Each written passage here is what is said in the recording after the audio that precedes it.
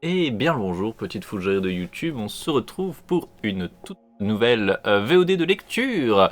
Nous sommes évidemment sur notre format un livre au coin de l'écran. On est actuellement toujours sur la lecture de Grégoire Chamaillou et de son ouvrage La société ingouvernable, une généalogie du libéralisme autoritaire. Et du coup, on va s'y remettre. On en est à un chapitre qui s'appelle L'attaque sur la libre entreprise.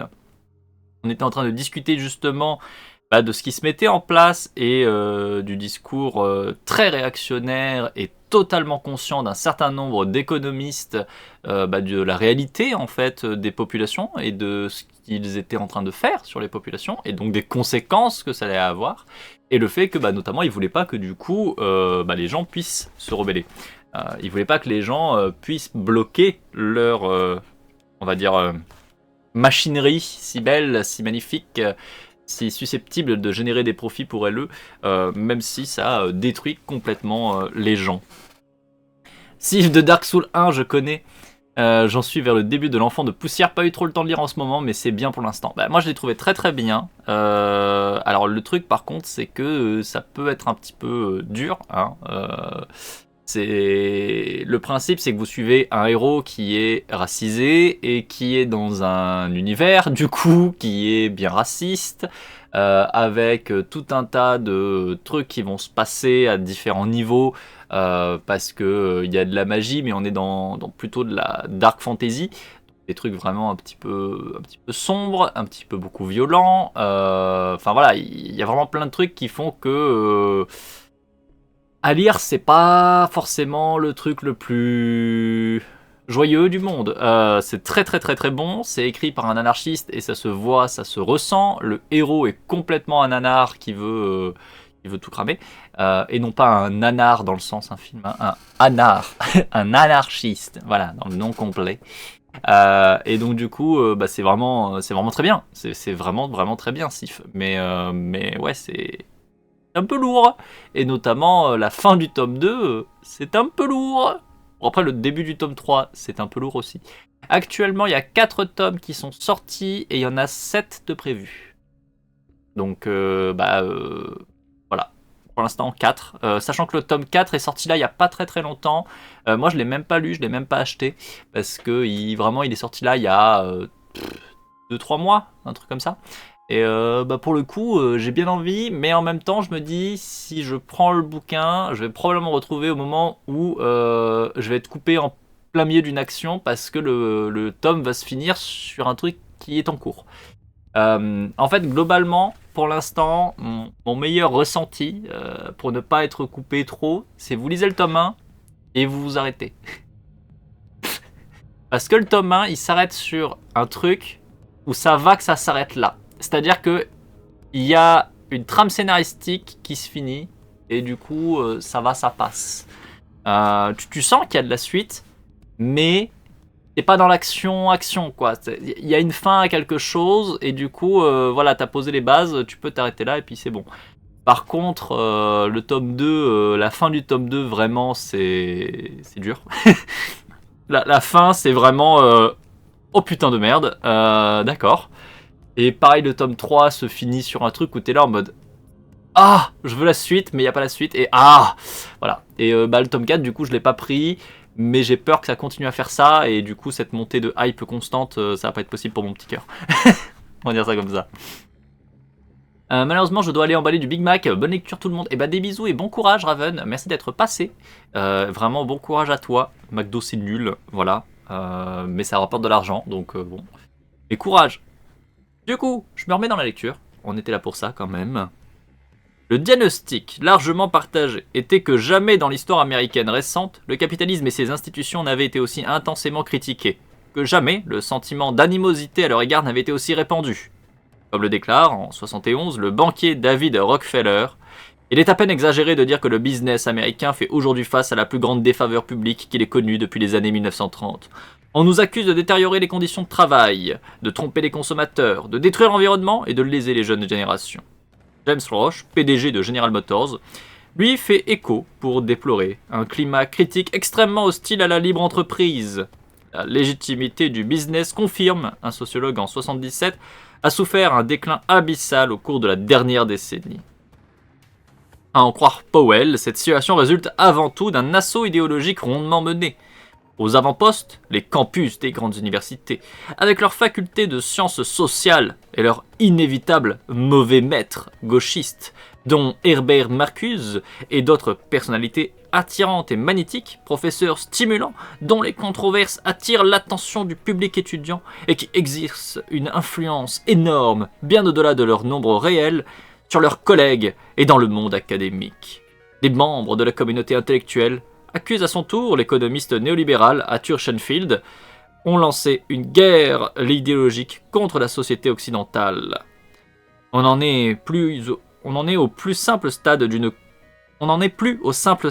concurrence entre les idées, mais d'une guerre contre la société elle-même, une attaque fondée sur l'usage délibéré des idées dans le but de détruire cette société. Ah là là, les ouin-ouin des droitos, quoi. Ah, c'est quelque chose, hein.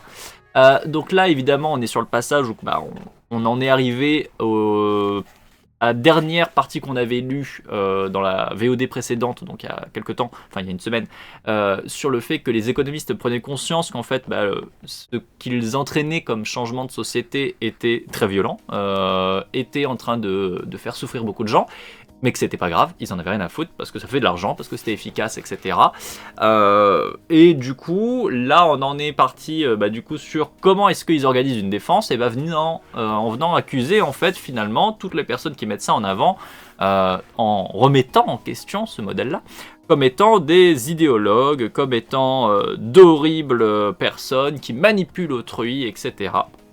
Bon, on notera d'ailleurs que c'est toujours un peu ironique venant globalement de personnes de droite qui passent leur temps à dire que justement ce sont des gens intelligents, rationnels, au-dessus de l'idéologie, etc., qui viennent quand même accuser les méchantes personnes de gauche de manipuler et du coup de leur faire perdre la conscience de la réalité, de se faire avoir par ces méchants gauchistes. C'est un peu ironique finalement, t'es soi-disant en dehors des émotions, etc., et tu te fais manipuler si facilement. C'est quand même un peu drôle, Mais bon, bref.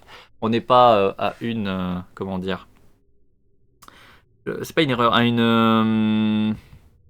Ah quand ça va pas dans le bon sens. C'est une contradiction, voilà, c'est bon. Une incohérence, voilà, incohérence, contradiction. On n'en a pas eu une près, hein, ça n'en est qu'une de plus, finalement.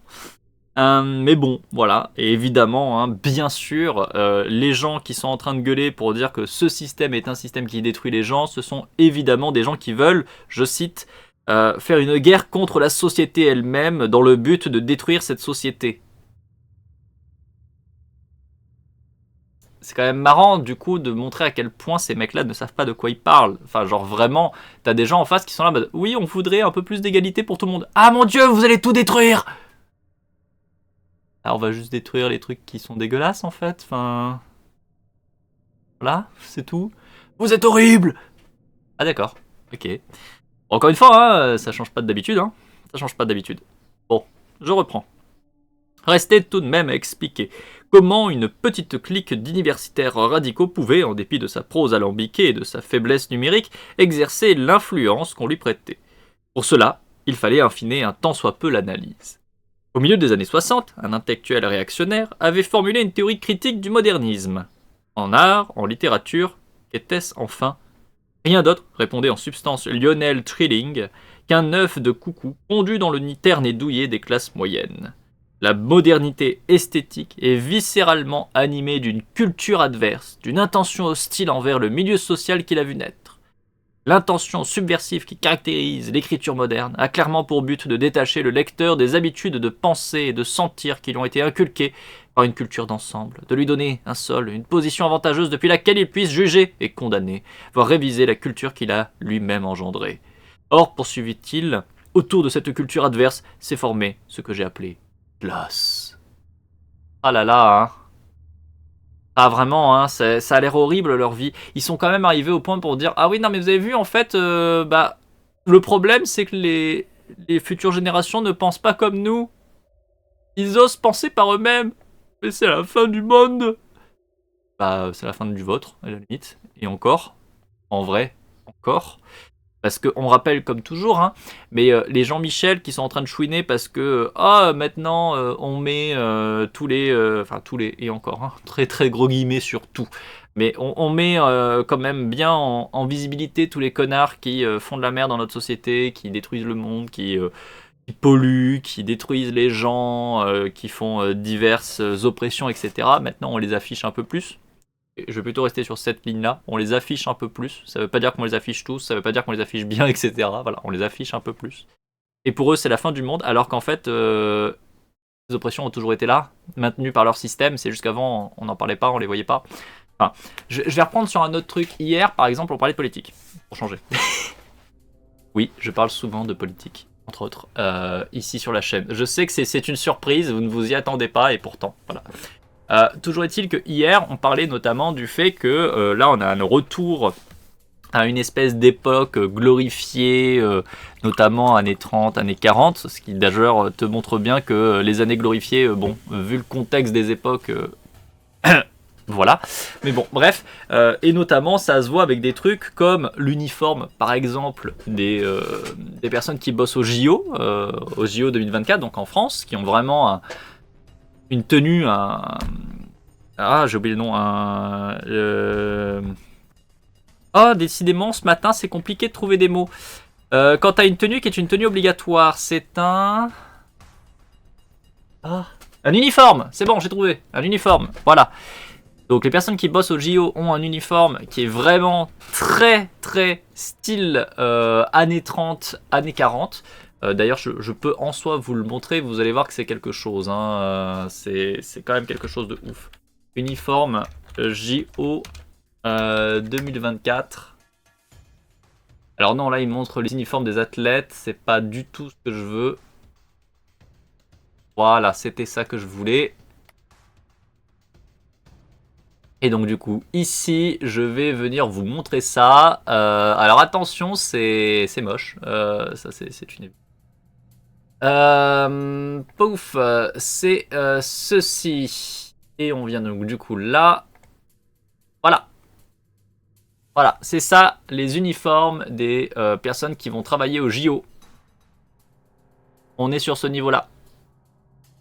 Donc vraiment, je pense que le rappel aux tenues des années 30-40, vous le voyez de manière évidente. Hein. C'est vraiment ce style de coupe, cette manière-là. On dirait une tenue de vieux golfeur. Bah oui, parce que c'est justement tiré de ça, en fait. Les tenues valorisées, par exemple dans le golf, etc., sont des tenues qui justement essayent de montrer, regardez, c'est un style... pas vieux, hein, bien sûr, le vieux c'est un mauvais mot, mais c'est un style qui est hérité d'une grande tradition, patati patata, ouin, ouin, ouin. Encore une fois, on est sur la vision idéalisée d'un passé fantasmé, donc voilà. Mais pour reprendre du coup par rapport à ce que je vous disais dans le bouquin, en fait, on a un peu ça aussi qui est mis en avant, c'est ce côté où, regardez, les sociétés avant c'était mieux avant bien sûr, parce qu'en fait on a cette vision idéalisée en fait du passé. On a une vision où le passé était magnifique, le passé, il n'y avait pas d'attaque, par exemple, sur Jean-Michel qui était en train de sortir tous ses pires takes de connards, colons, racistes, pardon, LGBTophobes, etc. etc. Le mec était tranquille en fait, il pouvait s'attaquer à toutes les personnes racisées, à toutes les meufs, il pouvait s'attaquer à toutes les personnes LGBT, il n'y avait pas de problème, ça posait pas de problème, vous voyez. Mais en fait c'est faux. C'est pas que ça posait pas de problème, ça posait problème, c'est juste qu'on ne l'entendait pas, on ne le regardait pas, il n'y avait pas la capacité d'entendre que ça posait problème. Et aujourd'hui ça a un peu changé, et je le dis bien avec très grand guillemets, ça a un peu changé, parce qu'aujourd'hui on a une société qui possède des outils comme par exemple Internet, là où vous êtes aujourd'hui maintenant sur Twitch, et tout un tas d'autres réseaux, etc., qui font qu'aujourd'hui, on a accès à de l'information beaucoup plus facilement qu'avant. Et donc, on peut beaucoup plus facilement se rendre compte d'un certain nombre de choses et de gueuler. Ça ne veut pas dire que ça change quoi que ce soit. Parce que le Jean-Michel Connard qui est au pouvoir, globalement, que ça soit aujourd'hui ou que ce soit hier, c'est les mêmes. Hein. Quand vous voyez, par exemple, encore une fois, un Macron qui vient faire des techs transphobes, des techs racistes, etc., etc., et depuis des années, avec très clairement aucune remise en question de son pouvoir, de sa position de pouvoir, etc., on voit bien que c'est globalement le même qu'à l'époque. Hein. C'est le même qu'un De Gaulle, hein. C'est le même que toutes ces personnes-là, au final. Et aujourd'hui, quand vous voyez une montée du fascisme très vénère et que vous avez des candidats ouvertement héritiers des SS, des nazis, qui sont en train de prendre le pouvoir, notamment en France, mais pas que, hein, parce qu'on rappelle que malheureusement, il y a tout un tas de pays en Europe où globalement, nous avons des fascistes et des gens qui sont très clairement issus de tous les mouvements des fascistes, des mouvements nazis, etc., qui sont au pouvoir ou qui sont très très très très très proches du pouvoir. C'est bien qu'à un moment donné, ces dirigeants actuels sont quand même beaucoup les mêmes que les dirigeants de l'époque. Hein. Y a pas eu une grosse différence. Donc en fait, on voit que même s'il y a une parole qui s'est libérée, même si on est capable de critiquer les choses, en fait, ça change pas le rapport de pouvoir qui est pas du tout à notre avantage. Donc c'est vraiment un petit peu ironique. Ouais, sérieux, c'est le costume des JO, ouais. Ouais. Bienvenue. Bonjour Mafulassou. Bonjour Accablant. Courage. Donc ouais, voilà, c'est bien, hein. Ça donne envie, hein. Ouais. Bref, anyway. Donc tout ça pour dire que là, par rapport au passage qu'on est en train de lire, on est vraiment sur cette vision réactionnaire. Et d'ailleurs, c'est comme ça que l'a écrit Chamaillou. Hein. Chamaillou a écrit au début du paragraphe un intellectuel réactionnaire. C'est pas sans raison. On est sur une vision du monde qui est vraiment réac et où vraiment on est là en train de dire « Ah non, mon Dieu, c'est horrible, la société se fait remplacer. » Alors à l'époque, c'était se fait remplacer par les communistes. Aujourd'hui, c'est censé être remplacé par des personnes racisées. Demain, ça sera remplacé par encore autre chose, je présume. Enfin, il y a toujours une question de « Ah là là, oh mon Dieu, on perd le pouvoir. » Mais en fait, ils perdent même pas le pouvoir. C'est ça le pire, ils ne perdent même pas le pouvoir. Là, les gens qui chouinent, qu'on soit d'accord, hein, pour bien remettre les trucs en place, hein, les gens qui chouinent dans les années 70, qui sont en train de perdre le pouvoir, etc., c'est les mêmes qui sont aujourd'hui toujours patrons, qui sont toujours des présidents, qui sont toujours au pouvoir.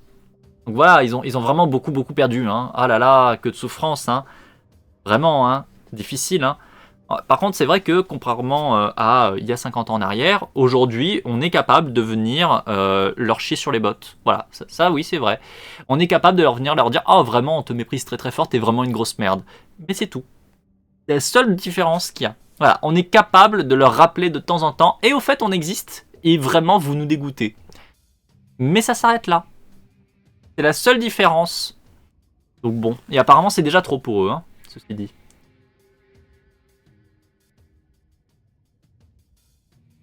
Et du coup, pour celles qui arrivent, on est sur la lecture de Grégoire Chamaillou, La société ingouvernable. Et donc là, on est en train de s'énerver parce qu'on est sur une partie qui reprend les ouin-ouin de la part de toutes les personnes en situation, on va dire, de patronat, en situation d'universitaire, réac, économiste, etc. D'ailleurs, un autre truc qui est rigolo, c'est quasiment que des économistes qui sont réactionnaires et qui viennent nous sortir des trucs comme quoi les patrons ils font tout le bien comme il faut et que les méchants travailleuses ils font chier parce que ils font chier parce qu'ils sont gauchistes et idéologiques, etc., etc. Dès qu'on s'éloigne un petit peu globalement des universitaires type économistes, c'est plutôt l'inverse qui ressort. C'est plutôt non, le monde il va pas du tout, va falloir arrêter de faire des conneries. Comme quoi, il y a peut-être un point à prendre en compte. Mais bon, bref. Je reprends la lecture. Reprenant les intuitions esthétiques de Trilling, des idéologues néoconservateurs développent au début des années 70 la thèse sociologique correspondante. L'hostilité politique et culturelle qui frappe le monde des affaires, théorise-t-il, émane d'un nouveau groupe social qui la diffuse, la New Class. Le mouvement contestataire, indique Norman Podhoretz, est largement composé de gens éduqués, aisés, qui font partie de l'intelligentsia. Cette nouvelle classe n'est pas facile à définir, accorde Irving Kristol, mais on peut vaguement la décrire. Elle se compose pour une large part de gens formés à l'université dont les compétences et les vocations pullulent dans une société post-industrielle. Enseignants, journalistes, travailleurs sociaux, cadres de la fonction publique. En remontant au commencement même du capitalisme, il y a toujours eu un petit groupe d'hommes et de femmes qui ont désapprouvé l'influence omniprésente du marché libre sur la civilisation dans laquelle nous vivons. On appelait ce groupe les intellectuels, et ce sont les ancêtres de notre nouvelle classe. Tu m'en diras tant. Arrêtez de politiser le capitalisme, s'il vous plaît. Mais oui, parce qu'il faut pas oublier que leur approche, hein, c'est quand même de dire non, mais la société, elle fonctionne de cette manière-là parce que c'est une manière logique, neutre et non idéologique. Lol. Et en même temps, hein, tout le bouquin et les différents auteurs qui ont été cités ont montré que globalement, c'est une chose, une machine, un appareil qui ne se maintient que parce que constamment, il y a des efforts pour le maintenir. En fait, hein. Voilà. C'est-à-dire que s'il n'y avait pas un travail constant par tout un tas de structures pour continuer à maintenir, à forcer le capitalisme à être là, à se maintenir, à être toujours en poste, on va dire, ça ne serait pas le cas. Donc finalement, c'est quand même très très ironique venant de la part de tout un groupe de branlots qui viennent nous dire ah oui, non, mais c'est la nature, c'est comme ça, tout pousse à ça, c'est logique, c'est normal, mais qu'en fait ils passent leur temps à maintenir ce truc-là parce que sinon ils se casseraient la gueule. C'est quand même très très très ironique. Mais bon. À la question de savoir quelle est la source et l'origine de l'attaque idéologique contre la société occidentale, Schoenfield répond: caractère de la classe intellectuelle moderne, dont le sens de l'élitisme a été corrompu par un mouvement de démocratisation et de diffusion de l'éducation, qui a abouti à étendre massivement les effectifs de la classe intellectuelle, à abaisser les standards de la vie intellectuelle, un abaissement putatif que le niveau affligeant de son propre texte tendrait au demeurant à corroborer. Pardon. Excusez-moi, le tir était drôle. Oh, le tir était drôle. Donc en gros, là on a un conservateur qui est en train de dire ah oui, franchement, classisme. Voilà, il étale son classisme tel du beurre sur une tartine. Donc il est vraiment en mode oui, les gens ils sont trop cons. Maintenant on a permis aux gens de pouvoir un petit peu s'intéresser, de se renseigner, de s'éduquer. Et du coup, bah maintenant qu'il y a plein de gens qui sont éduqués, et bah du coup il y a plein de cons. Voilà, c'est ça son propos. Et du coup, on a Chamayou qui vient finir la phrase en disant c'est vrai que quand on voit son niveau d'écriture, ça a l'air de corroborer sa thèse. Donc, sous-entendu, qu'est-ce qu'il est con ce mec-là, quoi. Qu'est-ce qu'il écrit de la merde. J'avoue que le tir était un peu drôle. Le tir m'a fait un peu rigoler parce que je m'attendais pas à avoir un retour de Chamayou dedans. Mais j'avoue que c'était un peu ironique. C'était un peu joli. Je reprends la lecture. À cela s'ajoute une très fâcheuse inclinaison à la sollicitude en faveur des déshérités. Ah bah oui, quel enfer, vous imaginez, s'occuper des gens à qui on a tout retiré. Oh mon dieu, quelle honte. Ce cocktail explosif d'accès de masse à l'éducation et de croyance en la possibilité d'une transformation sociale et d'empathie excessive envers les pouilleux explique pourquoi les couches intellectuelles sont devenues un tel nid d'ennemis de la société. Est-ce que vous avez vraiment besoin que je vous refasse la phrase pour que vous voyez le problème? Non mais sans déconner. C'est un niveau et les mecs continuent à se croire comme les bons. Qu'on soit d'accord, hein. Ces économistes là, ces trous de balles sont en train d'estimer que c'est eux les vrais, gentils, bons qui font tourner la société, etc. Juste comme ça, je vous refais la phrase, histoire que vous ayez bien capté si vous étiez en train de faire autre chose. Ce cocktail explosif d'accès de masse à l'éducation, de croyance en la possibilité d'une transformation sociale et d'empathie excessive envers les pouilleux explique pourquoi les couches intellectuelles sont devenues un tel nid d'ennemis de la société. Genre littéralement la phrase c'est ah bah on a éduqué les gens essayent de s'entraider, ah bah du coup les gens ils détruisent la société. C'est un niveau, c'est quelque chose, hein. Et puis alors on passera sur les termes, hein. Non, parce que bon, voilà, hein. Bonjour Nambibi, j'espère que tu vas bien que possible en cette belle journée. Tu arrives sur la lecture de sciences humaines et sociales, on est en train de s'énerver.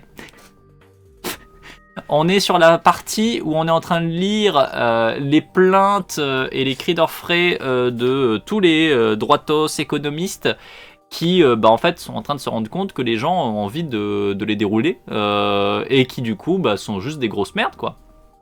Sont vraiment avec des ouin-ouin de grosses merdes. C'est incroyable. C'est incroyable. L'idée d'ennemi de la société, ça me fait penser à l'ennemi de l'intérieur si cher au fascisme. Bah toujours, mais parce que c'est la logique. Juste avant, je vous lisais un petit peu, c'était que On n'était plus au simple stade d'une concurrence entre les idées, mais d'une guerre contre la société elle-même, une attaque fondée sur l'usage délibéré des idées dans le but de détruire cette société. Voilà, les mecs ils en sont là, hein, parce que concrètement, parce qu'on rappelle encore une fois, de temps en temps il faut quand même rappeler le concret, hein, c'est nécessaire je pense. Là ils sont en train de dire on est en train de détruire la société, parce qu'il y a des gens qui sont venus lâcher des proutes. Et c'est pas une blague, hein, c'est vraiment, reprenez la lecture que j'ai fait la semaine dernière, vous avez les VOD qui sont en train de sortir sur YouTube, hein. Les mecs sont venus faire des proutes dans une putain d'assemblée générale, on en est à ce niveau-là. Hein. C'est ça le truc qui détruit la société.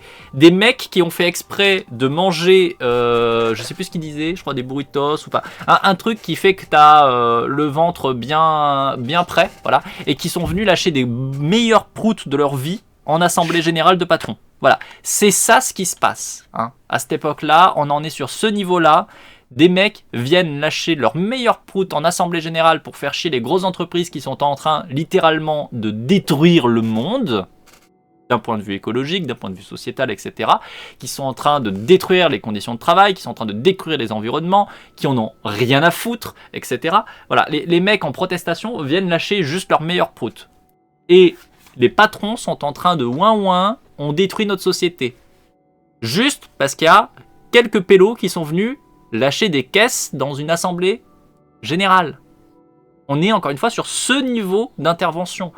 Il y a eu quelques grèves, etc. aussi, hein, bien sûr qu'on soit d'accord, hein, mais on en est là, on en est juste là. C'est-à-dire qu'il n'y a aucun moment où les patrons qui entraînent littéralement la mort de plein de gens, qui tuent des gens par leurs actions, à aucun moment ils se font traquer par les travailleuses pour être pendus ou quoi que ce soit. Non. On va juste se contenter de faire la grève et de venir lâcher des caisses à une assemblée générale. C'est tout.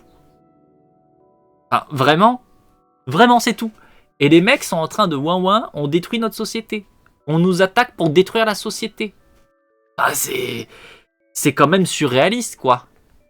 C'est quand même surréaliste. Et le pire, c'est qu'ils voient pas le problème, hein. Tous ces analystes, etc., là, tous ces économistes, patrons, etc., ne voient pas le problème. Genre vraiment, dans leur tête, non, mais c'est pas normal. Voyons, eux ils font tout pour le bien commun. Bon, ils en prennent une très très large partie de tout ça, mais ils font tout ça pour le bien commun, bien sûr. Bien sûr. Bref. Je reprends la lecture. Ce qui fait d'ailleurs que l'on n'a plus là vraiment affaire à des intellectuels, plutôt à des intellectuelloïdes. Bref, à une classe intellectuelle élargie, relativement massifiée et par là même dégénérée. Ah bah oui, tiens. Ah bah je pense que j'aurais peut-être dû lire la dernière phrase avant de m'arrêter parce que c'est encore pire. Donc encore une fois, le classisme bien dégueulasse. Encore une fois, on est dans cette vision où de toute manière, la populace, elle est bête. Voilà, elle est con, elle est mauvaise. Et alors là, on vient carrément avec des termes comme dégénéré, etc. Mais ça se sent de façon à toute la manière. On vient dans la psychophobie aussi. Hein, on vient là-dessus. Enfin, vraiment, c'est... Oh là là là là. Là, on est vraiment aussi... Et c'est pour ça, d'ailleurs, je me permets de refaire une aparté. C'est pour ça que ça me pose énormément de problèmes, les positions par exemple de gens comme Lordon et d'autres, qui sont extrêmement bien vus par un certain nombre de gens de gauche. C'est parce qu'on est dans cette vision-là aussi du monde. Hein. Cette vision-là qui est quand même, vous l'avez vu, particulièrement dégueulasse, c'est également la vision partagée par quelqu'un comme Lordon. Hein.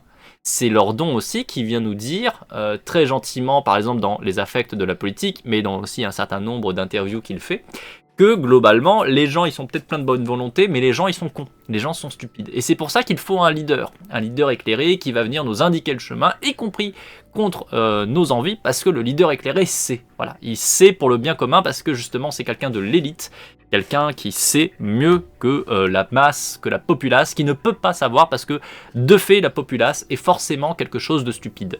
Et là c'est une vision, vous voyez, qui n'amène à ça, qui amène à ce genre de prise de position. Et c'est pour ça que c'est pas ok, c'est pour ça que ça peut jamais être ok. C'est pour ça que moi, les écrits et la personne en fait de Lordon et de toutes les personnalités un peu du même genre, ça ne pourra jamais passer à gauche en fait. Parce que vraiment, leur discours est nul, violent, oppressif, dangereux. Enfin, ce sont des gens qui estiment que, globalement, les gens sont cons. Et que eux sont au-dessus. Enfin, vous voyez bien qu'il y a quand même un gros problème là-dedans. Ça peut pas fonctionner à un moment donné. Je reprends la lecture. On a récemment vu surgir, expose Robert Bartlett, éditorialiste au Wall Street Journal, toute une nouvelle industrie de défenseurs de l'intérêt public qui cherche à diaboliser le business, par exemple sur les questions de la pollution. Mais à mieux y regarder, sous couvert d'intérêt général, ces groupes défendent eux aussi un intérêt de caste. Que veut cette nouvelle classe et pourquoi donc se montre-t-elle si hostile au monde des affaires demande Christol.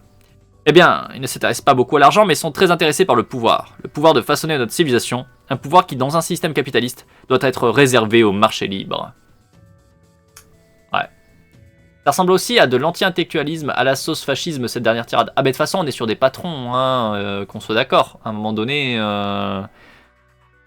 Enfin, on faut peut-être replacer le truc aussi, c'est vrai. Le capitalisme et le fascisme, ça va de pair, hein. Voilà, à un moment donné... les grands patrons, ce sont littéralement des gens, et à plus forte raison dans les années 70, hein, ce sont des gens qui n'ont aucun problème à complètement utiliser absolument tous les éléments du fascisme pour faire fonctionner leur boîte, en fait, pour faire fonctionner la société comme ça les arrange. Parce que de fait, dans leur manière de fonctionner, de voir le monde, de penser le monde, il y a des gens qui sont tout et des gens qui ne sont rien, pour reprendre les propos d'un autre connard fasciste. On est dans une manière de conceptualiser et de façonner le monde, parce que de fait, les patrons façonnent le monde, hein. C'est d'ailleurs ironique de voir qu'ils vous disent « Ah non, mais c'est le libre marché, hein, qui doit façonner le système ». C'est faux. C'est eux qui contrôlent tout, en fait, depuis très longtemps. C'est justement eux les patrons qui ont le rapport de force à leur avantage et qui l'utilisent comme tel. Encore une fois, aujourd'hui, si on est dans une société qui est, par exemple, aussi polluée, c'est pas sans raison. C'est parce que les grands patrons en ont rien eu à foutre. Et que c'est eux qui ont le rapport de force. Et de fait, ça a façonné la société. On peut pas passer à côté de ça, en fait. Ça n'aurait pas de sens de dire que notre société, là, actuelle, aujourd'hui, n'est pas, en très grande majeure partie, façonnée par toute la classe politique et notamment principalement dirigeante d'entreprises. C'est une évidence que le monde d'aujourd'hui, la civilisation actuelle, humaine, est en très grande majeure partie l'héritière de ces patronats. Et vous voyez du coup dans quoi ça nous amène, dans un mur phénoménal, que ce soit d'un point de vue social, que ce soit d'un point de vue économique, que ce soit d'un point de vue écologique, etc., etc. Parce que, encore une fois, c'est un modèle de société qui a été imposé par un rapport de force complètement déséquilibré, à l'avantage d'un tout petit groupe qui en a rien à foutre des conséquences sur autrui. Et là, encore une fois, on le voit, parce qu'il y a un mépris phénoménal pour autrui. Parce que eux sont l'élite, eux sont au-dessus, eux savent, eux sont rationnels, etc. Alors qu'en face, bah, c'est des idéologues, c'est des gens qui sont de façon dégénérée, etc. Enfin, on reprend leurs propos, hein, c'est ce qui a marqué juste là. Hein. Une classe intellectuelle élargie, relativement massifiée par la même dégénérée. Enfin, ou encore un petit peu plus tôt, d'empathie excessive envers les pouilleux. Voilà, y en a des termes qui ont été utilisés, c'est pas sans raison. Encore une fois, il y a un mépris absolu et total. Et à ce mépris-là montre bien que du coup, dans leur vision du monde, il y a une hiérarchie. Une hiérarchie qui se fait entre eux et les autres. Et quand vous faites une hiérarchie, c'est ça le fascisme en fait. Le fascisme, vous avez plein de manières de l'exprimer, de le façonner, on va dire. Si vous prenez par exemple la forme particulière du fascisme qui est le nazisme, vous allez tomber dans une hiérarchie qui est notamment principalement raciale, avec les personnes juives qui sont vues comme l'élite de la société qu'il faut détruire, qui sont responsables de tout, patati patata. Aujourd'hui, la forme de fascisme qu'on a, pour moi, on n'est pas vraiment dans du nazisme, on est plutôt dans du fascisme, donc une catégorie différente, parce qu'encore une fois, le nazisme est une forme particulière de fascisme. Le fascisme, il y en a plein de formes de fascisme. Aujourd'hui, si on prend la France, on est plutôt sur une société qui est fasciste, notamment en ciblant particulièrement les personnes racisées, plus particulièrement les personnes qui sont racisées généralement de tout ce qui est les pays arabes, globalement du continent africain, etc. Même si pas que. On a une islamophobie qui est assez rampante et assez impressionnante aussi. Donc on a en plus de ça une attaque très concrète sur une religion en particulier. Religion qui est accolée à tout un tas de personnes juste en fonction de leur couleur de peau, que ça soit vrai ou pas en fait, ce qui est bien éclaté au sol, encore une fois. Enfin, vous voyez, on est sur une forme de fascisme qui est un peu différente du nazisme, même si, évidemment, il y a tout un tas de fonctionnements qui sont équivalents. Bref, tout ça pour dire que le patronat, ça a toujours été de pair avec le fascisme. Ça peut pas être autrement, parce que le patronat, ça consiste à déjà, intrinsèquement, se baser sur une forme de hiérarchisation. Des gens qui sont, des gens qui ne sont pas. Des gens qui sont importants, des gens qui ne le sont pas. Donc partant de là, en fait, vous avez déjà un fonctionnement dans le capitalisme qui est inhérent à ce qu'est du fascisme, qui fonctionne avec les mêmes mécaniques. Donc à un moment donné, si ça fonctionne avec les mêmes mécaniques, c'est peut-être qu'il y a le même truc. Vous voyez, c'est peut-être pas sans raison. Donc pour moi, oui, c'est de l'anti-intellectualisme à la sauce fascisme, mais en fait, c'est du fascisme de base. C'est des grands patrons de société, c'est des personnes intellectuelles qui profitent d'un système entièrement à leur avantage en écrasant toutes les autres strates de population. C'est une classe de population qui a un mépris phénoménal pour les pauvres, pour les personnes racisées, très clairement aussi pour les femmes, même si là ça n'a pas spécialement été mis en avant, mais on le sait hein, quand même. Enfin voilà, à un moment donné, tout est là quoi. Bonjour Dédé, bonjour Techno, j'espère que vous allez bien, en tout cas aussi bien que possible dans cette belle journée. Bonjour Barbara aussi. C'est l'heure du coucou, donc coucou. Eh ben coucou. On reprend la lecture. Or, cette guerre en cours, c'est la deuxième partie du diagnostic, on est en train de la perdre. L'ennemi progresse à grande vitesse, il conquiert sans cesse de nouvelles positions. La jeunesse déjà a presque entièrement basculé dans son camp et d'autres couches sociales lui emboîtent le pas. Le système, autrement dit la société libre, qui a pourtant remporté une impressionnante série de batailles de ce genre, avertissait en 1973 un rapport de la National Association on Manufacturers pour le grave danger de perdre la guerre. Donc je me permets encore une fois de faire un rappel de concrètement qu'est-ce que c'est perdre la guerre là pour cette bande de trous du cul. C'est d'avoir des militants qui viennent lâcher le meilleur prout en assemblée générale et quelques grèves. Voilà, c'est ça, hein, perdre la guerre chez eux. Hein. Sachant qu'en contrepartie, ils détruisent encore une fois les gens, ils mettent les gens en situation de handicap parce que les conditions de travail sont horribles, qu'il y a des accidents, etc. On détruit les gens, on détruit les individus. Hein. Derrière, ils sont en train de détruire l'écologie, ils détruisent des régions entières, des pays entiers, ils en ont rien à foutre. Mais là, ils sont en train de on perd la guerre, parce qu'il y a des gens qui viennent lâcher leur meilleure caisse, leur meilleur putain de prout en assemblée générale. Voilà, on en est là. Enfin vraiment, c'est... Oh, on est du niveau syndicalisme égal terroriste. Ah mais complètement. Là on est dans les années 70 aux États-Unis. Donc oui. Oui, c'est ce niveau-là.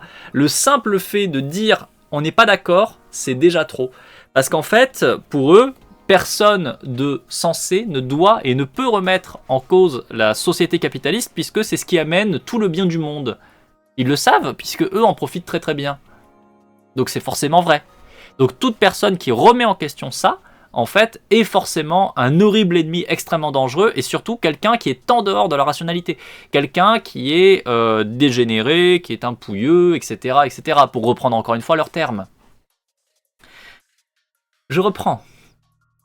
Les chercheurs David Vogel et Leonard Silk, qui sondaient à l'époque l'état d'esprit du patronat américain, y découvrent une profonde crise de confiance, une véritable perte de foi. Les hommes d'affaires se montrent particulièrement pessimistes quant à l'avenir du système capitaliste.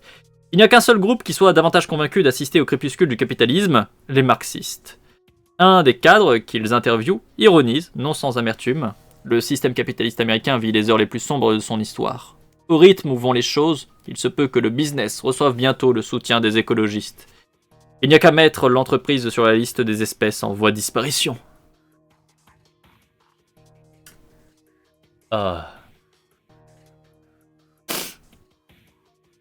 Voilà. Hein. Vraiment, cette partie, alors ça doit se sentir, et notamment ça doit se sentir pour, on va dire par rapport aux autres VOD de lecture, cette partie est en train de me saouler très fort parce que ce n'est que du ouin-ouin de riche.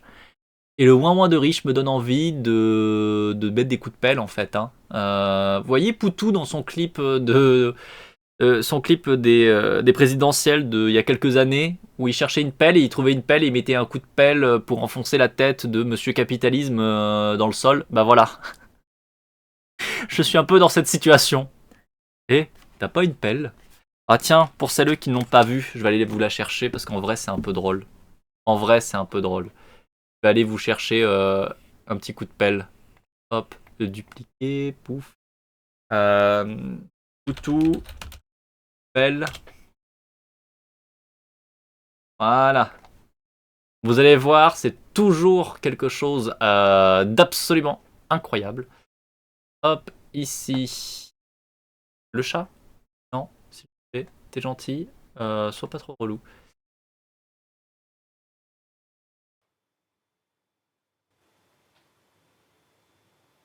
J'aime la tomate, savez-vous comment? Quand elles sont bien rouges, avec du jus dedans. Bon, par contre, c'est toujours un peu cringe, hein. Oh, vous êtes qui, vous? Vous faites quoi, là? Non, non, restez le nez dans vos tomates, monsieur le jardinier. Ne vous occupez pas de moi. Eh, mais vous allez où, là? Oh, vous allez où? Mais qu'est-ce que vous foutez, là? Allez, sortez de chez moi, là. Vous faites quoi? Il y en a là. De quoi? Rien, rien, tout va bien. Bon, allez regarder la télé. Mais j'ai pas la télé. Non. Ah bah ça, c'est vraiment pas bien, monsieur le jardinier. Eh, mais pas le frigo, en plus, là, oh. C'est du bio? Ouais. York. Allez, allez, sortez ou j'appelle la police. Bah, la police, elle est bien trop occupée à s'amuser avec les jeunes en ce moment. Ah, c'est bien ce que je pensais. Quoi? Bah, on a eu une petite fuite. Une suite de quoi? À la centrale nucléaire. Non, mais tout va bien, on gère pour vous. Vous avez une assurance vie? Ouais, une petite. Bah, ça, c'est bien. Très, très bien. Eh, mais vous allez où encore, là?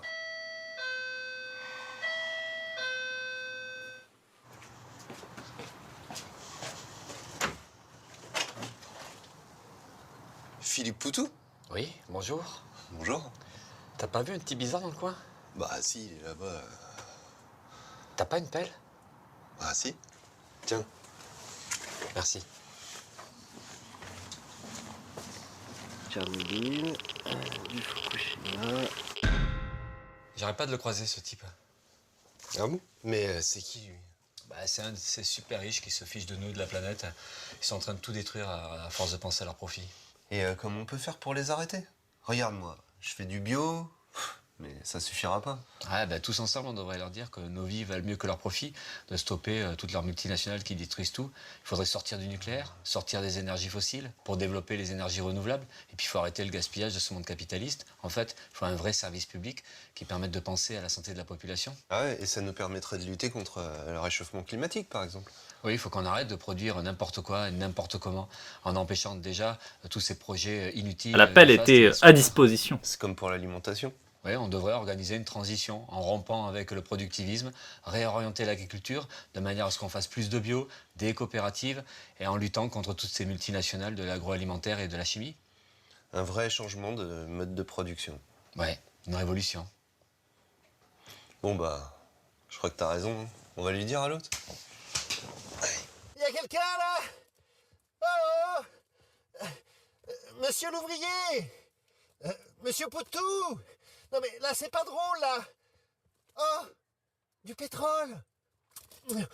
Ah non, c'est de la merde. Votons pour l'un d'entre nous, un travailleur, Philippe Poutou.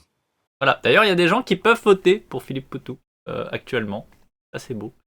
Moi, malheureusement, je suis le dégoût parce que moi, malheureusement, c'est le RN qui est passé dès le premier tour.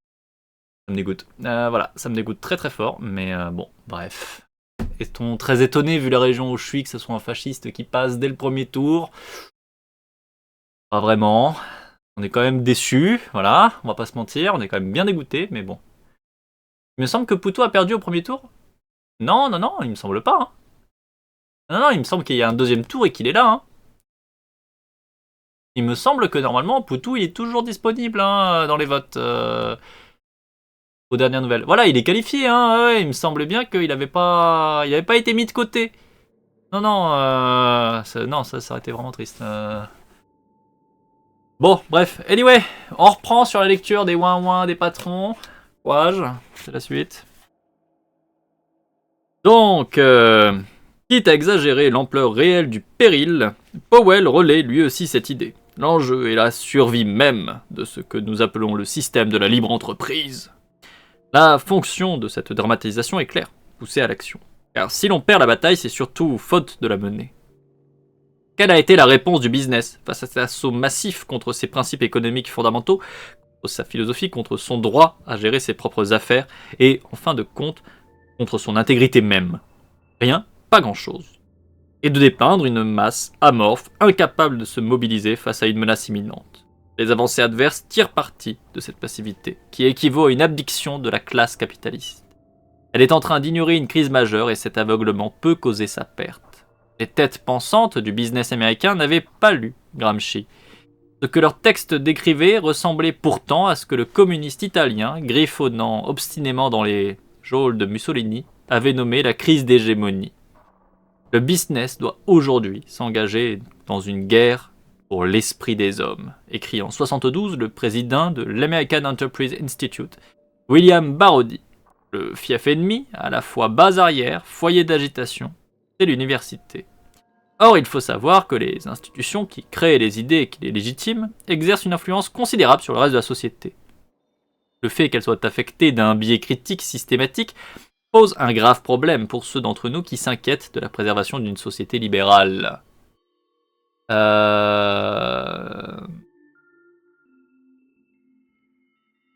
les médias qui l'ont enterré avant la fin, bah, comme d'hab. Hein. Plein de fakes qui ont été diffusés par l'extrême droite, ouais. Il a eu chaud, mais il est au second tour. Ouais, non, mais il me semblait aussi d'avoir vu passer qu'il était arrivé au second tour. Hein. Il me semblait aussi. Bon, là, typiquement, alors déjà, moi, je vais tacler un petit coup, mais les analystes économiques et compagnie, là, ils ne lisent jamais les Gramsci et autres intellectuels de gauche, puisque de toute façon, ce sont des personnes qui, pour eux, sont dégénérés, sont des pouilleux, sont des gens qui n'ont rien compris, etc., etc. La très grande majorité du temps, on parle de personnes qui sont juste convaincues qu'elles ont raison parce qu'elles ont raison parce qu'elles ont raison. Hein, voilà. Sans remettre en question quoi que ce soit, sans aller surtout lire des avis contradictoires. Et de toute manière, les rares cas où ça arrive, parce que ça m'est déjà arrivé de tomber sur une ou deux personnes qui m'ont dit « Ah mais moi j'ai lu ceci, cela », et t'es en mode « D'accord, très bien ». En fait, ils traduisent d'une manière qui est absolument incroyable et qui est toujours complètement à côté de la plaque. Mais ça, c'est logique, en fait. À partir du moment où tu veux voir quelque chose, tu le verras toujours. Et en fait, c'est ça le truc aussi qui se passe avec un certain nombre d'idéologues de droite, c'est que ils s'attendent à voir une information et du coup, ils la voient. Qu'elle soit là ou pas, ça n'a pas de sens, ça n'existe pas, on s'en fout en fait. Ils s'attendent à la voir, ils la voient. Point. Et ça, c'est quelque chose qui est constant. Et en fait, les rares cas où je suis tombé sur des gens de droite qui me disent « Ah ben oui, moi j'ai lu machin, machin, machin », bah tu te rends compte qu'en fait, ils traduisent absolument tout ce qu'ils ont lu de manière à ce que toujours ça leur permette de retomber sur leurs pattes et de dire que si, ça va, t'es caté, ils ont raison, eux. Donc finalement, de toute manière, qu'il l'ait lu ou qu'il l'ait pas lu, ça changerait pas grand-chose. Ça ne changerait pas grand-chose. Après, ceci dit, qu'on soit d'accord, si ça pouvait les toucher, de toute manière, de lire ça, bah, ils seraient pas de droite. Enfin voilà, à partir du moment où t'es touché par ce qui est mis en avant, généralement, bah, tu switches ton positionnement assez basiquement. Il y a des gens qui changent quand même au niveau politique, encore heureux, au cours des années, qui se rendent compte que potentiellement ils sont dans un angle mort, etc. Mais bah, du coup ils le font en fait. Enfin voilà, ils ne restent pas sur leur position, ils ne campent pas dessus. À partir du moment où tu as quelqu'un qui campe, qu'il ait lu ou qu'il n'ait pas lu tel ou tel auteur, finalement déjà on s'en fout, parce que c'est pas spécialement parce que tu as lu le grand auteur machin truc, que c'est bon, t'es au point, tu gères, etc. Parce qu'il faut pas rappeler un truc, mais c'est quand même très classique comme positionnement de juste dire ah bah tiens... il faut avoir lu machin, machin, machin. C'est notamment un des points de position qui fait que moi, avec un certain nombre de, on va dire, camarades communistes, etc., c'est pas possible, parce que justement, ils sont systématiquement, en tout cas pour un certain nombre que moi j'ai croisé, vraiment très très régulièrement, c'est la même chose. C'est, ah mais il faut avoir lu Marx, mais il faut avoir le modèle établi par Marx, il faut avoir les paroles de Marx, etc., etc., et pas que, mais grosso merdo, il y a vraiment cet appel tout le temps à une pensée légitimée.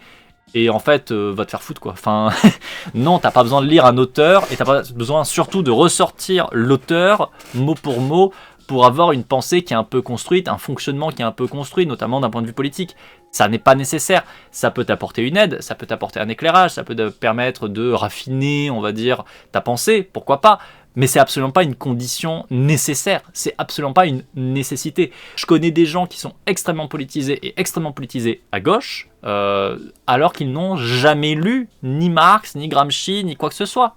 Parce qu'encore une fois, c'est pas nécessaire. Ce n'est pas nécessaire.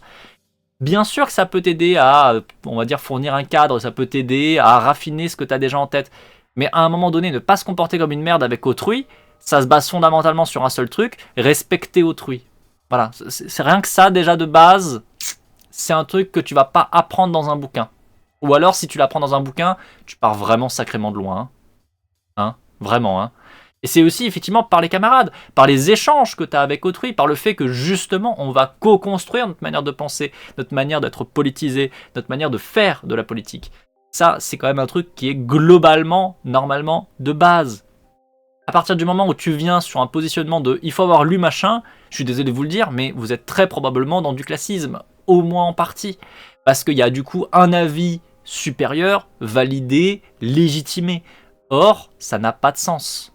Ça n'a pas de sens, en fait. Vraiment, c'est absurde. Moi, je peux vous lire plein d'auteurs, et c'est ce que je fais notamment ici sur la chaîne. Je vous lis plein d'auteurs. Par contre, à aucun moment, je vais vous dire « Prenez cet auteur a la vérité pure, il a la bonne manière, il a la vie parfaite et unique, universelle que tous nous devons avoir. » Non, ça n'a pas de sens, c'est complètement con.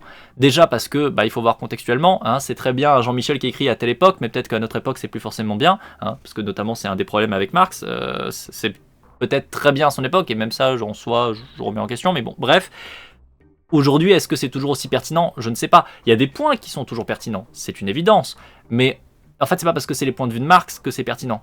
C'est parce que Marx avait récupéré un point de vue qui, en soi, était pertinent et qui continue à l'être, même s'il doit être adapté à notre époque. En fait, c'est ça le point important. Et ça, c'est un truc où beaucoup de gens passent à côté. J'ai beaucoup appris auprès de vous tous. Et je pense que c'est ça le truc, en fait, qui est important à retenir pour nous tous. On apprend énormément, on apprend beaucoup, ensemble, encore une fois, pas grâce à Jean-Michel machin truc qui est venu écrire son bouquin de Jean-Michel seigneur de la grosse cognition supérieure machin truc. Enfin, ça n'a pas de sens, quoi. Par des vidéos, des brochures, des articles, des confs, etc. Il y a plein de moyens d'apprendre des trucs. Complètement. Mais moi, je pense qu'encore une fois, le truc, alors c'est peut-être à tort, mais je pense que ce qui nous raffine le plus, dans le sens vraiment du raffinage, dans nos idées, ce qui va vraiment le plus faire que nos idées vont devenir concrètes, vont être travaillées, etc., c'est vraiment par l'échange avec autrui. Tout ce qui est les vidéos, les brochures, les articles, etc., oui, on va apprendre des trucs, très bien. Mais au final, c'est quand tu vas l'usiter avec autrui que tu vas vraiment raffiner ton idée, ta manière de fonctionner. C'est à ce moment-là, il me semble, qu'on en apprend le plus et que vraiment, on va être dans une optique où on va avoir un travail réel de nos idées et de notre positionnement politique. Le reste du temps, que ce soit des bouquins, des vidéos, des brochures, des articles, etc., ça te donne des ressources, ça te donne des briques, mais ça ne fait que ça. Imaginez, je vais vous faire une métaphore. En gros, pour moi, tout ce qui est de l'ordre des bouquins, des vidéos, des articles, conférences, etc., tout ça, ce sont des briques. C'est comme si vous aviez un chantier et on vous amène le matos, on vous amène le matériel pour pouvoir construire votre chantier. Quelqu'un est venu, plusieurs quelqu'un en l'occurrence est venu, et vous ont déposé des briques. Vous avez un gros tas de briques à côté de vous. Le moment où vous allez construire avec ces briques, le moment où vous allez mettre les briques les unes à côté des autres et en faire un bâtiment, en faire une structure, quelque chose qui est tenu, qui est lié, notamment par du béton, ce béton, ça va être justement ces interactions avec autrui. Ça va être ce moment où vous allez, dans un groupe social, travailler ces questions, les confronter au réel, les renforcer, peut-être les remettre en question. Parce que ces briques, finalement, elles sont très intéressantes, mais elles ne sont pas liées forcément les unes aux autres. Elles peuvent être très proches, mais au final, ça reste plein de briques différentes. Il faut un truc pour le lier, il faut un truc pour que ça reste solide, il faut un truc pour y donner une forme. Et c'est ça, en fait, pour moi, qui va faire de nous des personnes qui sont non seulement politisées, mais qui vont avoir un positionnement politique, qui vont avoir une construction politique, etc. C'est comment est-ce qu'on utilise toutes ces briques. Parce que si on a juste plein de briques, mais que finalement on n'en fait pas grand-chose, à part les stocker dans la grange, ça va pas nous servir à grand-chose. Et ça, malheureusement, c'est un positionnement que beaucoup de gens ont, en fait. À l'heure actuelle, si vous regardez, il y a plein de personnes qui ont plein de briques. Ils en ont plein des briques. Ils sont capables de solliciter plein d'idées, notamment d'idées principalement de gauche, hein, parce que là je pense à nos camps militants plutôt. Ils sont capables de solliciter tout un tas de ressources, parce qu'ils en ont plein sous la main des ressources. Mais par contre, ils les ont pas bien construites. Enfin, ils les ont pas construites même généralement. Et du coup, à part citer vos sources, bah, vous n'allez pas plus loin que ça. Et ça m'est arrivé à plein de moments. Moi, je repense typiquement à l'époque où j'étais étudiante, donc il y a une dizaine d'années en arrière, à la faculté. Je m'étais rapproché d'un groupe du coup, de communistes. Ils avaient plein de ressources. Des briques, ils en avaient 150 000. Par contre, ils les ont jamais travaillés ensemble. Du coup, dès que tu allais sur des questions, par exemple LGBT, il n'y avait rien. Il n'y avait aucune construction politique. Et ça sortait des trucs nuls. Et quand je dis nul, c'est violent, hein. Des trucs vraiment LGBTophobes, etc. Pareil sur les questions de racisme. Question racisme, c'était le niveau 0, parce qu'à aucun moment, il y a eu un travail de construction avec ces idées. Ils ont plein d'idées, ils sont capables de les mobiliser. Ils sont capables de te sortir des trucs qui sont vraiment purement et simplement basés, où vraiment tu es là en mode, bah oui, c'est propre, c'est clair, c'est net, ça met en avant la construction, on va dire, du système, etc. En quoi ça pose problème, très bien. Sauf que concrètement, qu'est-ce qui se passe? Concrètement, qu'est-ce que vous mettez en place? Concrètement, quelles sont tes actions à toi? Et bien derrière, il n'y a rien. Il n'y a rien parce que c'est juste des briques qui ont été stockées dans un coin, dans une grange, mais qui n'ont jamais été pensées autrement que comme une ressource qu'on est venu te poser. Ça n'a jamais été pensé par la personne en tant que telle.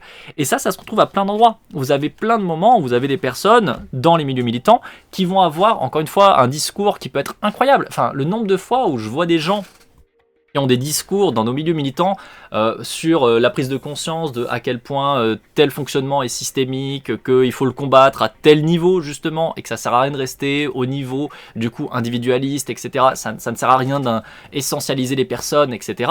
Et derrière, en fait, c'est absolument incapable de le faire. C'est absolument incapable de le faire parce que dès que quelqu'un va faire une erreur, bah, par exemple, ça va être essentialisé à la personne. Cette personne a fait, je sais pas moi, une tech homophobe, parce que, encore une fois, on est dans une société qui, notamment, est une société homophobe, hein, entre autres oppressions. Hein. Une fois elle a sorti une blague qui était absolument pas adaptée homophobe, et ben du coup on va lui faire payer et on va rester dans cette optique de la bannir de nos milieux, par exemple militants. On va lui ramener à ça systématiquement. Ah bah oui, mais regarde, cette fois-là t'as sorti un truc homophobe, etc. On va remettre en question ses paroles, on va remettre en question sa manière, par exemple même de se repentir ou que ce soit. Enfin, vraiment, on va rester dans cette optique de, en tant qu'individu, t'as fait une erreur, tu vas la payer. Tu vas la payer constamment. Et là, c'est là où tu vois qu'en fait, il y a un problème entre, d'un côté, ces briques qui ont été mobilisées, qui ont été données, qui ont été récupérées par des travaux qu'on a lus, qu'on a vus, qu'on a entendus, etc. Et la manière dont tu les utilises. Parce qu'en fait, bah, justement, tu les utilises pas, ou en tout cas, tu les utilises pas autrement que comme une ressource qui te sert à envoyer le pavé dans la gueule de quelqu'un. Et je suis désolé si votre seule utilité quand vous récupérez des éléments, on va dire politiques, politisés, des éléments par rapport aux mécanismes de société, notamment des mécanismes oppressifs, si votre seule manière d'utiliser tout ça, c'est juste pour les envoyer dans la gueule des gens, vous n'allez pas aller loin. Et les gens autour de vous vont pas aller loin non plus. Hein. Et les gens à qui vous avez envoyé la brique vont encore moins aller loin. Hein. Vraiment, pour moi, c'est un gros problème si on reste sur ce niveau-là. Parce qu'encore une fois, c'est resté au niveau individuel. Et malheureusement, c'est trop souvent ce qui arrive quand, justement, on ne va pas se servir de ces briques. Et je vous ai fait une longue métaphore par rapport à la maçonnerie, n'est-ce pas? Bonjour Plumilu, j'espère que tu vas bien. On est sur la lecture de Sciences humaines et sociales. On est actuellement en train de lire La société ingouvernable, écrit par Grégoire Chamaillou. Et là, je suis en train de péter un câble parce qu'on est dans la partie où on a tous les pleurs et la souffrance des patrons qui, en fait, sont en train de se faire remettre en question sur leur manière de faire fonctionner la société. Donc là, on est dans les années 70, à peu près.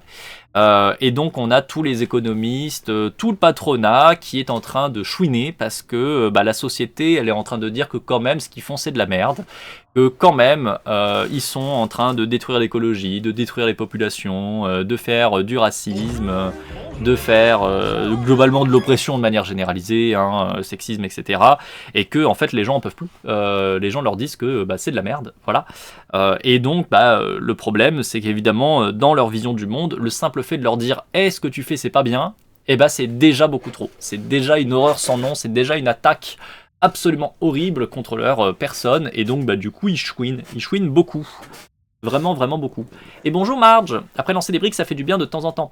Alors, de temps en temps, oui, si ton seul fonctionnement c'est d'envoyer des briques, ça va pas aller très loin non plus.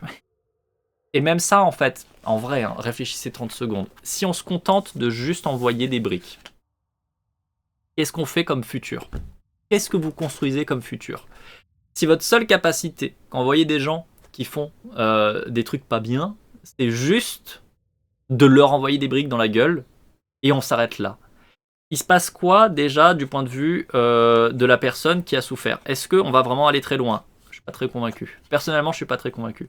Peut-être que, hein, mais peut-être que non aussi. Parce que du coup, on n'aura pas spécialement traité ça. On se sera juste contenté d'envoyer des briques dans la gueule de la personne en face.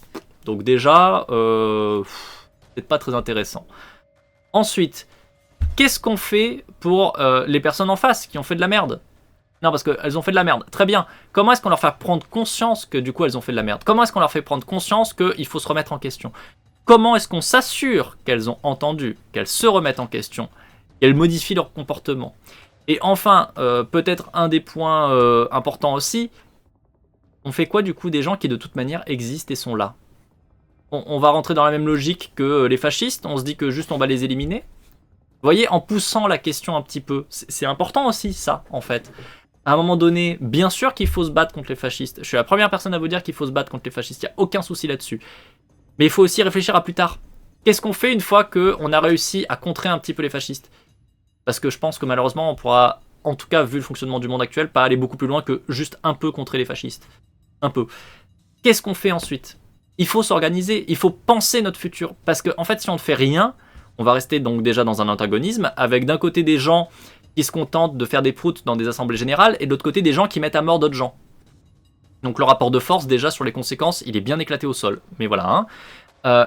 Qu'est-ce qu'on fait pour essayer de s'assurer, en tout cas pour essayer de pousser vers un changement du paradigme? Pour essayer de faire en sorte que, éventuellement, ceux qui font des proutes en assemblée générale continuent à faire des proutes en assemblée générale, mais que ceux qui mettent à mort des gens arrêtent de mettre à mort des gens. Comment est-ce qu'on fait pour ça? Parce que si on se contente, en fait, de balancer des briques de temps en temps, ça va pas aller loin. Et les gens qui ont un rapport de force à leur avantage vont continuer à utiliser ce rapport de force à leur avantage pour continuer à rester à l'avantage.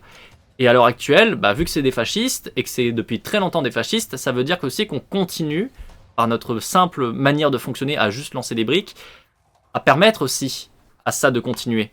Et c'est ça aussi un point qui est important, et sur lequel on passe à côté trop régulièrement.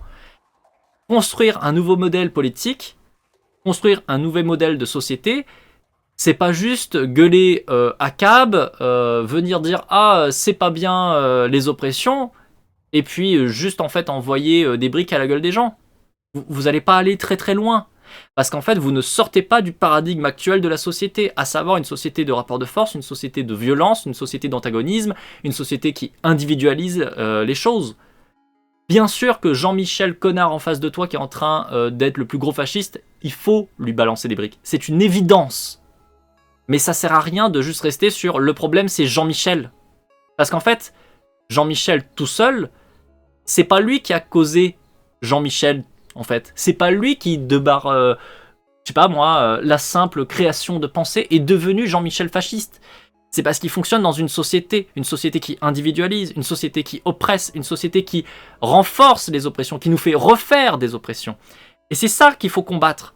Combattre Jean-Michel, c'est juste nécessaire là maintenant, parce que Jean-Michel, là tout de suite maintenant, il a le pouvoir de te buter. Et que c'est ce qu'il fait. Donc il faut le combattre, ça c'est une évidence. Mais le problème c'est pas Jean-Michel. Ça n'a pas de sens de rester sur Jean-Michel en tant que problème. D'ailleurs au passage, désolé Jean-Mi, c'est vrai que j'utilise très souvent l'expression Jean-Michel, mais c'est absolument pas contre toi. Jean-Mi, on t'aime, Jean-Mi, toi t'es bien. je précise quand même au passage. Mais ce que je veux dire c'est que je vais prendre un exemple concret et peut-être que ça sera un peu plus évident pour vous. Tout le monde a gueulé sur Macron quand il est arrivé au pouvoir, en disant mais Macron quelle grosse merde, vraiment en tant que personne c'est un individu qui nous débecte, etc. Et c'est vrai, moi qu'on soit d'accord, Macron me dégoûte. C'est une grosse merde fasciste. C'est pas la plus grosse merde fasciste qu'on ait eue, mais c'est vraiment une grosse merde fasciste. Mais par contre la question qui se pose, c'est s'il n'y avait pas eu Macron, on aurait eu qui à sa place? Et la réponse c'est, on aurait eu quelqu'un d'autre comme Macron. Parce que c'est pas Macron le problème, c'est le système. Macron, c'est le symptôme, mais c'est pas la maladie. C'est complètement con de juste se centrer sur l'individuel. C'est juste complètement con de vouloir s'attaquer à Macron pour Macron. Macron est une merde. Macron est un gros con. Macron est un fasciste. Un fasciste de merde, pour reprendre une certaine parole consacrée. Mais en soi, c'est pas lui le problème. C'est le système qui l'a produit. C'est le système qui l'a pérennisé. C'est le système qui le met au pouvoir. C'est le système qui lui donne le pouvoir. Et si tu regardes, effectivement, Macron, bah, c'est la suite de finalement Hollande. Hollande qui a quand même fait quelques lois bien dégueulasses. Hein, on rappelle les ordonnances travail, tout ça, tout ça. Avant Hollande, on avait quoi? Ah oui, on avait Sarko. Avant Sarko, on avait quoi? Ah oui, c'est vrai, on avait Chirac. Et etc., etc., etc. Enfin, à un moment donné, rendez-vous compte que placer la réflexion sur l'individuel n'amènera jamais à rien. Oui, balancer des briques, ça fait du bien. Oui, balancer des briques, c'est même nécessaire sur des fascistes qui sont actuellement au pouvoir en train de nous casser la gueule. C'est une évidence. Et ça, c'est absolument pas à remettre en question. Mais si on se contente de ça, on ne va pas sortir du paradigme. Si on se contente de ça, on va pas pouvoir remettre en question ce modèle de société et on va pas aller plus loin. Et il est là le truc en fait. Oui, il faut combattre à ce niveau-là. Mais il faut pas combattre que à ce niveau-là. Bref, je reprends. Peut-être utiliser Jean Jordan. Alors il faudrait, le seul problème c'est que c'est vraiment un automatisme d'utiliser Jean-Michel depuis des années et des années. Mais je vais essayer. Je vais essayer. Bonne pause repas du coup accablant. Mange bien, bon appétit à toi. Je reprends la lecture sur les ouin-ouin des patrons. On aime bien souffrir avec les ouin-ouin des patrons. On en était où? Ah oui, on en était là. Le business doit aujourd'hui s'engager dans une guerre pour l'esprit. Non, attendez, ça j'avais lu. Pardon. L'une des tâches prioritaires pour le business est d'intervenir sur la source de cette hostilité dans les campus. Et là, comme ailleurs, l'argent est le nerf de la guerre. Ces bassins d'idées adverses, en effet, qui les fait vivre, qui les finance. Les universités dépendent d'impôts, en grande partie ponctionnés sur le monde des affaires américains. Oh lol. Et de contributions émanant des fonds de capitaux contrôlés ou générés par le monde des affaires américains. L'un des paradoxes les plus ahurissants de notre temps est le point auquel le système de l'entreprise tolère, pour ne pas dire contribue à sa propre destruction. Non mais vraiment les ouin-ouin des patrons quoi. Oh les ouin-ouin des patrons, non mais oh. Oh mais oui mais c'est nous qui finançons la recherche. C'est faux. C'est faux bande de grosses merdes. C'est tellement faux à tellement de niveaux. Et pour moi qui viens de la recherche, hein, vraiment. Hein. Oh ça c'est quelque chose. Hein. Ça c'est quelque chose. Bon, je vais pas spécialement vous refaire une aparté de 3000 ans pour vous expliquer comment fonctionne le monde de la recherche, mais vraiment, vraiment foutage de gueule sur 20. Hein. Je l'ai déjà fait plusieurs fois, hein, donc bon, voilà. C'est aussi pour ça que je me permets de pas le refaire là. Mais, oh le culot. Oh le culot. Si l'on veut cesser de donner la corde pour se faire pendre, il faut couper les financements privés à tous ceux qui, de près ou de loin, propagent des visions critiques de l'ordre capitaliste. Oh là là. David Packard, ancien secrétaire d'État adjoint à la Défense et patron de Hewlett Packard. Ah bah tiens, c'est marrant ça, un politique qui en plus est un patron. Ah bah tiens, c'est étonnant. Enjoint ainsi, en 1973, les chefs d'entreprise d'arrêter de subventionner à l'aveugle les universités par leurs donations.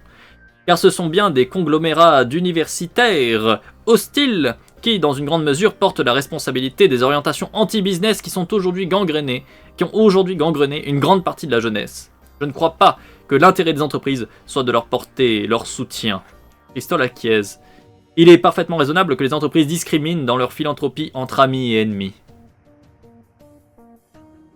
Ah vraiment, il me donne envie de les baffer. Enfin même pire que de les baffer, mais bref. À l'avenir, prescrit Packard, il nous faut concentrer notre argent et notre énergie sur ces départements qui apportent une contribution spécifique à nos compagnies prises individuellement. La prospérité de notre système de la libre entreprise en général. Robert Malotte, grand patron de l'industrie chimique, souligne pour sa part l'avantage qu'il y aurait à accroître la dépendance des universités aux fonds privés. Le donateur philanthrope pourrait alors évaluer le contenu des programmes avant de décider s'il sort ou non son carnet de chèques. Sachant qu'il est facile, même sans être un spécialiste, de s'assurer si un cours d'économie présente ou ne présente pas les vues conservatrices de, mettons, Milton Friedman. Avons-nous le droit de mettre en place un filtre philosophique pour déterminer comment va être distribué l'argent des actionnaires? J'affirme que nous en avons non seulement le droit et les capacités, mais plus encore l'obligation. Oh mais vraiment, mais... Je vais juste continuer de lire leur merde, parce que là, ça me donne envie de frapper des gens. Donc je vais juste me contenter de finir ce chapitre. En parallèle, il faudrait créer de nouvelles institutions qui prévoit William Simon, ancien secrétaire au Trésor et directeur de la All-in Foundation. C'est marrant, c'est encore un politique et un patron. Ah vraiment, c'est surprise, hein. Bref, devront explicitement servir de refuge intellectuel pour des universitaires et des auteurs non égalitaires. Non mais... Votre ligne, c'est quand même d'explicitement dire il nous faut des gens qui ne sont pas égalitaires. Genre littéralement, votre ligne de défense, c'est il nous faut quelqu'un qui fait des hiérarchies. C'est tellement éclaté au sol. Genre vraiment, comment tu peux croire derrière que tu es quelqu'un de raisonnable, de en dehors de l'émotion et de l'idéologie, etc., etc. Non mais vraiment, cette incohérence, mais d'une taille phénoménale, c'est incroyable. Il faut leur donner des bourses et encore plus de bourses en échange de livres et d'encore plus de livres. Au début des années 70 se créent alors de nouveaux think tanks, ainsi visant à développer l'agenda politique conservateur, aux États-Unis mais aussi à l'échelle internationale, avec la création du Forum économique mondial de Davos en 71 et la Commission trilatérale en 73. Les idées sont des armes, écrit Powell, et pourtant les hommes d'affaires n'ont montré que peu d'appétit pour une confrontation pure et dure avec leurs critiques, et un piètre talent pour s'engager dans d'authentiques débats intellectuels et philosophiques. Ah oui, tu m'étonnes. Tu m'étonnes. Cela est vrai, répond Cristol, mais il faut reconnaître à leur décharge qu'ils ne sont pas les mieux placés pour le faire. Dans tout combat à main nue avec la New Class, le business part d'avance perdant. Faut peut-être vous poser la question de pourquoi du coup. Mais bon. Comment voulez-vous que des hommes d'affaires qui ne sont même plus capables aujourd'hui de convaincre leurs propres enfants que les entreprises sont moralement légitimes réussissent par eux-mêmes à en persuader le monde entier? Peut-être parce qu'il faut se poser la question de pourquoi ils n'y arrivent pas? En vrai, je sais pas. Peut-être parce que du coup ça se base sur de la merde et que c'est devenu évident. Peut-être. Bref, on ne peut combattre une idée que par une autre idée. Et c'est au sein de la nouvelle classe et non contre elle que la guerre des idées et des idéologies va se jouer. Plutôt que de s'improviser intellectuel soi-même, mieux vaut recruter des contre-intellectuels transfuges. Mais comment les identifier? Eh bien, si vous décidez d'aller chercher du pétrole, vous commencez par trouver un géologue compétent. De même, si vous souhaitez faire des investissements productifs dans le monde intellectuel et éducatif, il faut trouver des intellectuels et des savants compétents, des membres dissidents, pour ainsi dire, de la nouvelle classe, qui vous prodigueront leurs conseils. Le projet était explicitement de former une contre-intelligentsia, une communauté intellectuelle alignée sur les intérêts du business. Outre les lieux de production des idées, il faut aussi s'intéresser à leurs canaux de diffusion. Et là encore, le paradoxe est que les firmes sponsorisent via la publicité les médias qui jouent un rôle immanquablement, aujourd'hui, de mégaphone national pour les croisades égalitaires de tout ordre. La moindre des choses, pour le business conscient, serait de cesser de financer les médias qui servent de porte-voix aux opinions anticapitalistes, de réorienter la manne publicitaire vers une presse plus complaisante. L'argent des entreprises doit couler à flot, mais vers les médias pro-liberté, les médias qui, sans être nécessairement pro-business, se montrent du moins capables de faire avec professionnalisme un traitement juste et précis des idées, des valeurs et des arguments pro-capitalistes. Oui, enfin, du coup, des médias pro-capitalistes, quoi. L'orateur a prévenu ses pairs d'une menace imminente. Un assaut a été lancé par les ennemis de la libre entreprise. La défense de notre société doit s'en prendre aux attaques elles-mêmes et les repousser. La première condition du succès est de passer à l'offensive. En matière de conflit armé, on a pu dire que la meilleure défense, c'était l'attaque. Ce principe vaut aussi dans la guerre des idées, tout simplement parce qu'une idée qui est sur la défensive a déjà à moitié perdu. Et pourtant, beaucoup de chefs d'entreprise, après avoir écouté poliment ce genre d'exhortation guerrière, regagnaient leur pénate pour y faire apparemment tout le contraire. Des concessions rhétoriques en masse. Au début des années 70, à l'attitude intransigeante et bornée, à la fois des néolibéraux et des théoriciens de la conspiration anticapitaliste à la Powell, s'opposait une autre approche, plus subtile, qui ne rejetait pas en bloc les thématiques adverses, mais cherchait plutôt dans une stratégie de prise en compte à y répondre en se les appropriant. On était d'accord sur un point. Il y avait urgence à répondre à la contestation, mais dès qu'il s'agissait de savoir comment, l'unité se fissurait. Comment réagir? De vifs débats déchiraient à l'époque les classes dominantes. Oui, parce que du coup, les débats avec les classes dominées, ça prend pas en compte, ça on s'en fout. Bref. Je vais du coup arrêter là la lecture, puisque nous avons le marqueur de VOD qui est tombé il y a quelques minutes. Du coup, bah vraiment, ce chapitre-là était insupportable. Oh mon dieu, quel enfer. Oh, oh, voilà. Vraiment, le chapitre horrible. Parce que du coup, là, on était vraiment sur les points de vue des néoconservateurs, etc. On est vraiment sur les Jean-Michel plus à droite que la droite, et c'était infernal. Ah, alors il y a eu une tentative de relaxation d'Alec, mais ça n'a pas fonctionné. C'est un échec. C'est un échec, je suis désolé. Encore une fois, ça a décidé de dire non. Je vais la relancer moi manuellement. En tout cas, petite fouleur de YouTube, j'espère que cette VOD de lecture t'a plu. On se retrouve très bientôt pour la suite et une prochaine VOD. Adabazo!